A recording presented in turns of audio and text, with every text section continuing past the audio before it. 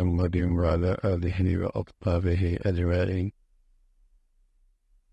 الحمد لله والصلاة والسلام على سيدنا محمد وعلى آله وأصحابه أجمعين. أما بعد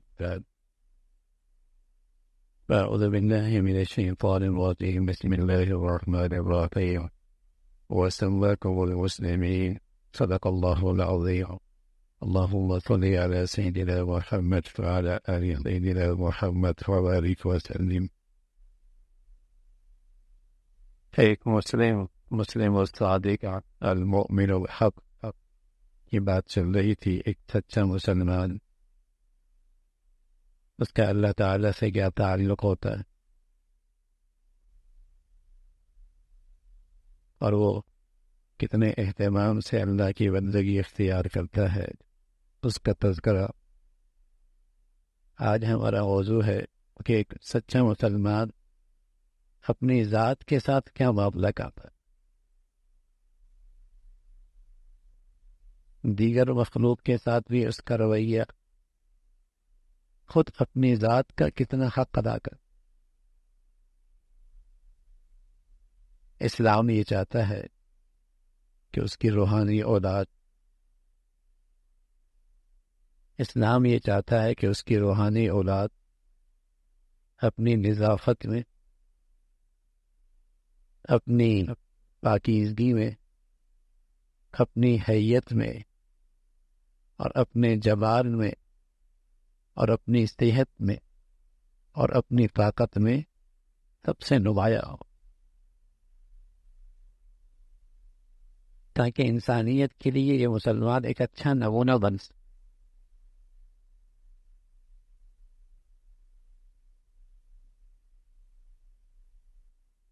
اس کے متعلق بھی ہمارا دین ہدایات دیتا ہے کہ ایک مسلمان کا اپنی ذات کے ساتھ کیسا برتاؤ، آیا اس کے حقوق ادا کر، تاکہ یہ جسم میں اور عقل میں اور روح میں اعتدال اپنائے. ایسا نہیں کہ روح کی غذا کا اتنا اہتمام کر رہا ہے کہ جسم کا حق ضائع ہو رہا،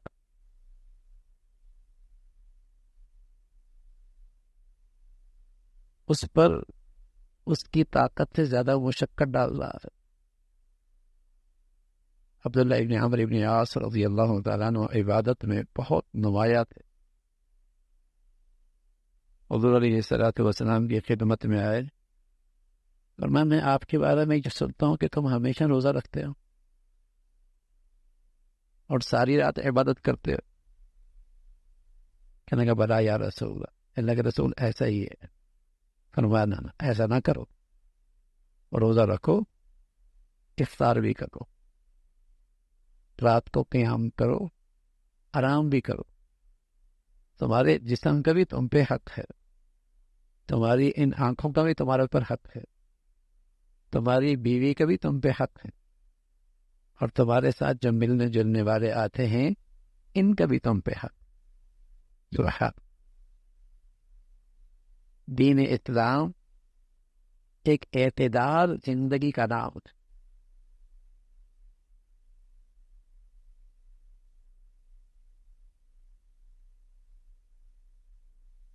تو جسم ہے، ایک سچا مسلمان اپنے جسم کا خیال رکھتا ہے، اس کی صحت کا، اس کی نشاط کا، کی طاقت کا. اسلام نے اپنے پیروکاروں کو ہدایت دی ہے، کھاؤ پیو، اسراف نہ کرو. زیادہ کھاؤ گے جسمانی بیماریاں پیدا ہو، حد سے زیادہ پیو گے صحت کے لیے نقصان ہوگا. کھانا پینا مضر ہوگا، جسم خراب ہو جائے گا.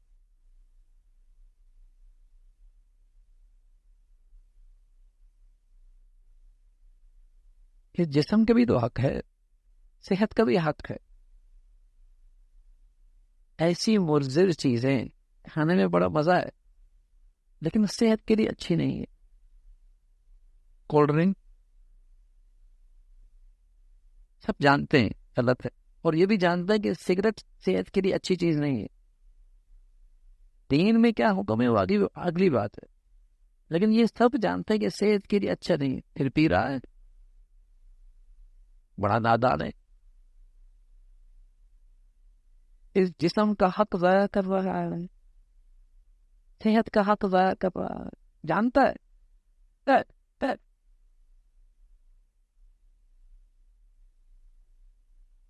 ہمارے ہاں بعض ہوٹل ایسی ہوتی ہیں کہ اتنا دے دو جتنا مرضی کھا لو.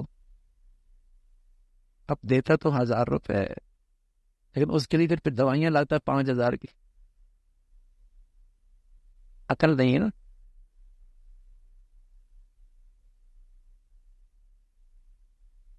جسم کا ایک حق ہے، کھاؤ، اعتدال کے ساتھ کھاؤ، پیو اعتدال کے ساتھ پیو، صحت مند چیزیں پیو، صحت مند چیزیں کھاؤ. اس جسم میں کچھ حصہ پانی کا بھی رکھو، کچھ ہوا کا بھی رکھو، کچھ سانس کا بھی رکھو، کچھ حصہ اس کی غذا کے لیے رکھو. یہ ہمارا دین کہتا ہے، یہ اس جسم کا حق ہے. کلو واشربو ولا تسرفو، اسراف نہ کر. اس کی نشاط کا بھی خیال رکھو، جس سے جسم خراب ہوتا ہے، کی صحت خراب ہوتی ہے، سستی اور کاہلی آتی ہے. اسلام اسے پسند نہیں کرتا.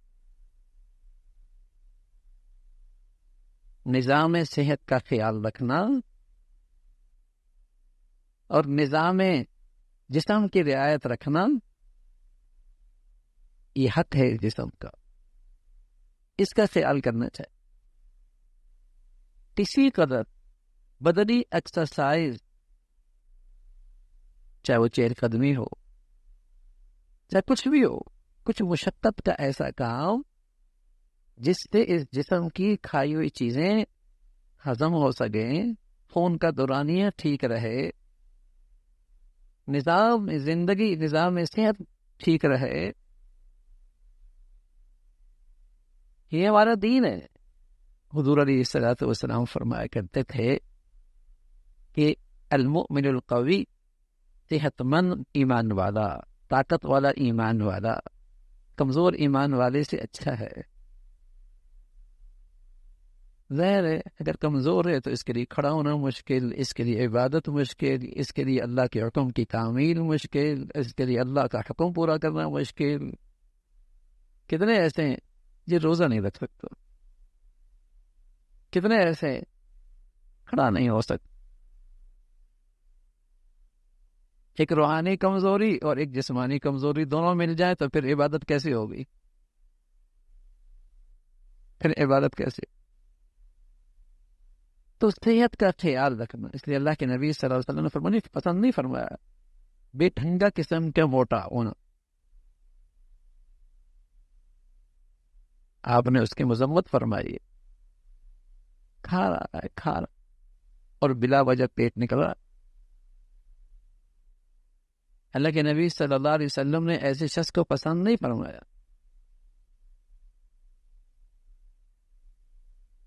تو اسی طرح اپنی صحت کے جسم کا خیال رکھنا، اور پھر جسم اور کپڑوں کی نظافت کا خیال رکھنا. صفائی، نظافت، تکلفات نہیں کہ بہت قیمتی کپڑا پہنے کہ پتہ لگے کہ بہت ہی صاحب حیثیت، جیسے ہمارے ہاں یہ کہ اتنے لاکھوں کا جوڑا، ایسا قیمتی لباس پوشاک. نہ نظافت. وہ غریب بھی اپنے کپڑوں کو دھو سکتا ہے، نظافت کا خیال وہ بھی رکھ سکتا ہے. اسلام سب کے لیے، امیر غریب سب کے لیے. جسم کی نظافت، کپڑوں کی نظافت، بالوں کی نظافت، دانتوں کی نظافت، صفائی. حضور علیہ الصلوۃ والسلام ام عائشہ رضی اللہ عنہ فرماتی ہیں، آپ جب بھی سوتے تھے اٹھنے کے بعد سب سے پہلے اپنا دانت صاف کیا کرتے تھے، مسواک کیا کرتے، سب سے پہلے مسواک کیا کرتے. اور جب گھر میں بھی تشریف لاتے تو فرمایا کہ سب سے پہلے آپ دانتوں کی صفائی، آپ مسواک کیا کرتے. بلکہ عائشہ رضی اللہ تعالیٰ خوش ہوتی تھی اور اپنی سعادت کا تذکرہ کیا کرتے تھے کہ اللہ کے نبی صلی اللہ علیہ وسلم جب اس دنیا سے تشریف لے کے جا رہے تھے تو سب سے آخری چیز جو آپ کے منہ میں گئی وہ میری لعاب تھی. آپ لعاب کیا اسما کا بیٹا، میری بہن کا بیٹا آیا ہوا تھا، اس کے ہاتھ میں مسواک تھی. اللہ کے نبی صلی اللہ علیہ وسلم اس کی طرف دیکھ رہے تھے. میں سمجھ گئی کہ اللہ کے نبی کو مسواک چاہیے. میں نے کہا یا رسول اللہ مسواک آپ نہیں ہوتے. میں نے مسواک لی اس سے اور اس کو اپنے دانتوں سے نرم کیا، چبایا، اور چبا کر اللہ کے نبی صلی اللہ علیہ وسلم کو پیش. یہ آپ کے منہ میں جانے والی سب سے آخری چیز. عائشہ فرماتی مجھے سعادت ملی ہے کہ آپ کے منہ میں جو چیز سب سے آخر میں گئی وہ میری لعاب گئی.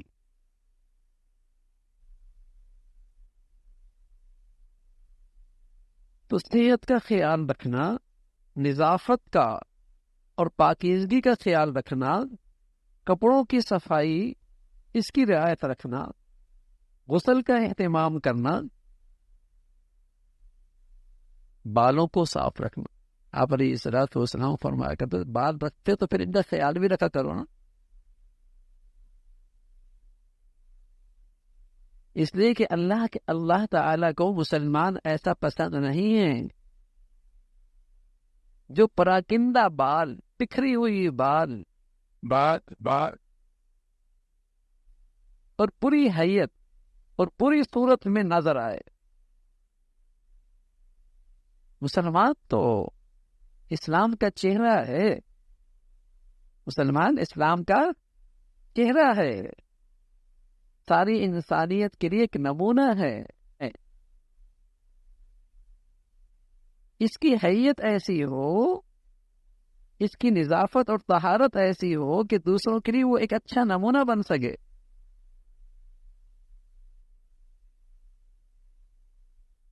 حضرت عائشہ فرماتی ہیں رضی اللہ تعالیٰ عنہا کہ اللہ کے نبی صلی اللہ علیہ وسلم اس کا بڑا اہتمام کرتے تھے کہ ہمیشہ خوشبو کو استعمال کریں.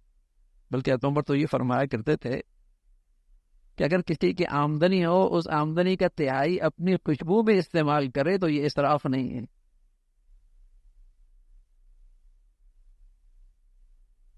آپ منع فرماتے تھے کہ تم مسجد میں آؤ اور تم ایسی چیز کھا کے آؤ جس کی بدبو ہو، پیاز، اس قسم کی چیزیں، اور ایسی حیت کے ساتھ آؤ جس کی بدبو سے دوسروں کو تکلیف ہو. آپ منع فرمایا کرتے تھے ایسا شخص مسجد میں نہ آئے. تمہاری زبان سے بات ہو رہی ہے، دوسروں کو تکلیف ہو رہی ہے، بو آ رہی ہے، میرے لباس سے دوسروں کو تکلیف پہنچ رہی ہے، میرے جسم کی گندگی سے دوسروں کو تکلیف پہنچ رہی ہے. خذوا زینتکم عند کل مسجد. اچھی حیت کے ساتھ، اچھی خوبصورتی کے ساتھ، زینت کے ساتھ اللہ کے گھر میں آؤ. صفائی، نظافت، لباس، بال، کپڑے، خوشبو. خذوا زینتکم عند کل مسجد. اچھی حیت. تو یہ ہمارا دین ہے اور اسلام اپنے پیروکاروں کو اس طرح دیکھنا چاہتا ہے. مہنگا ہونا نہیں، قیمتی ہونا نہیں، صفائی ہونا. صفائی میں پیسہ نہیں لگتے، اہتمام لگتا ہے. تھوڑا سا اہتمام کرنا پڑتا، تھوڑی سی فکر کرنے پڑتی. بلکہ اگر آپ ٹوتھ پیسٹ استعمال کریں گے نا، مہنگا، لیکن اس میں یہ ہے کہ اگر 1-2 دن بھی آپ نے چھوڑ دیا تو آپ کے منہ سے بدبو آئے گی. مسواک سستی ہے، اگر اس کو آپ نے 1-2 دن چھوڑ بھی دیا تب بھی آپ کے منہ سے بو نہیں آئے گی، بو نہیں آئے گی. وہ اس سے سستی ہے، غریب بھی استعمال کر سکتا ہے. ہم چاہتے ہیں کہ ہماری گھر والی، ہمارے جذبات ہیں کہ وہ اچھی حیت میں میرے سامنے آئے، اچھی حالت میں سامنے آئے. تو اس عورت کے کچھ جذبات مرد کے لیے بھی تو ہوتے ہیں نا. وہ بھی تو یہ چاہتی ہے کہ اس کا شوہر اس کے ساتھ میں اچھی حالت میں آئے، اچھی کیفیت میں آئے. ظاہر ہے اگر اس کے منہ میں بدبو ہے، جسم سے بدبو ہے، کپڑوں میں بدبو ہے، اسے تکلیف ہوگی، راحت ملے اسے. ہم سمجھتے ہیں بزرگی نام ہے صرف نفل پڑھنے کا. نا دین نام ہے ہر ایک کے حقوق ادا کرنے کا. اللہ کا حق، اللہ کے بندوں کا حق، اپنی ذات کا حق. دین نام ہے حقوق کی ادائیگی کا.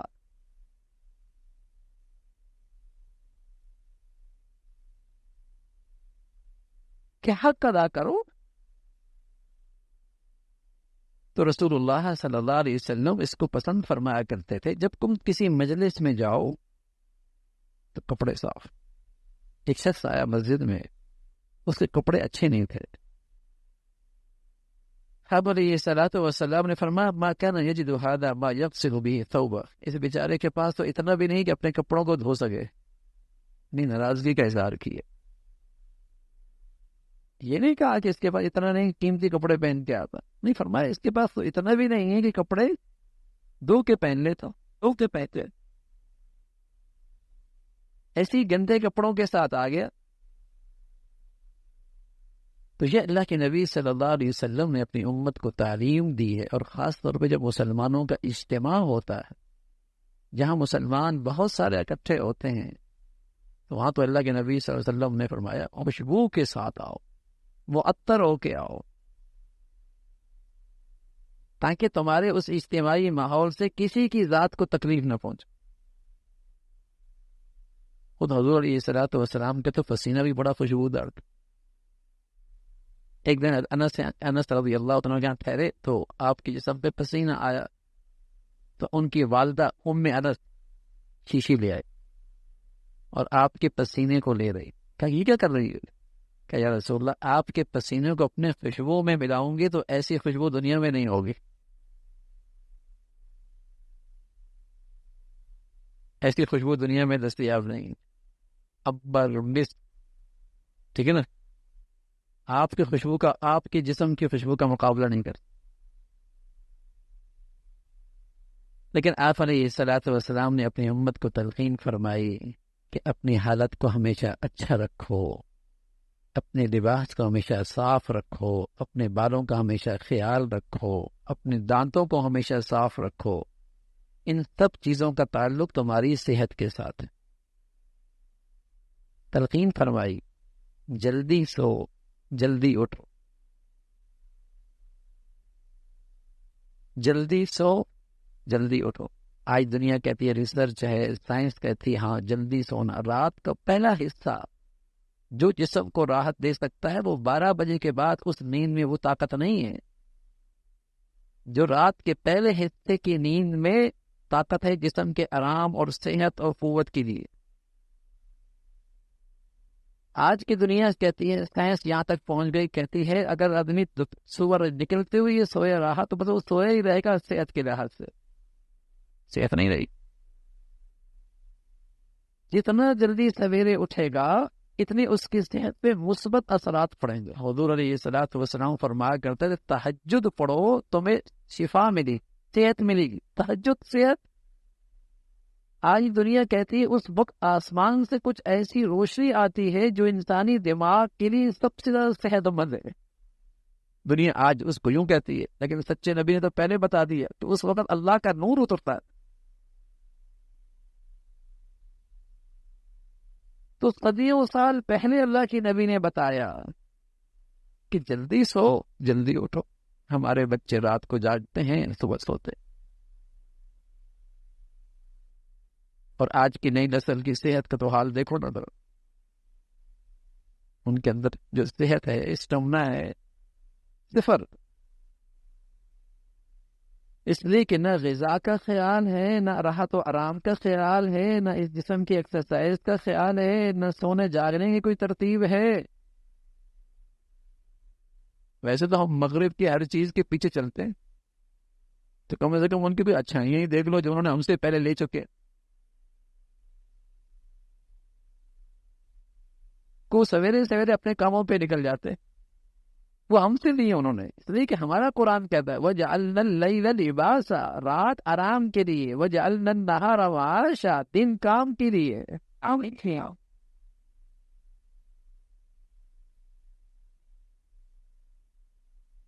لیکن الٹی گنگا بہ رہی ہے، انہوں نے ہماری اچھائیاں لے لی اور ہم نے ان کا گد لے لیا، سارا گد لے لیا۔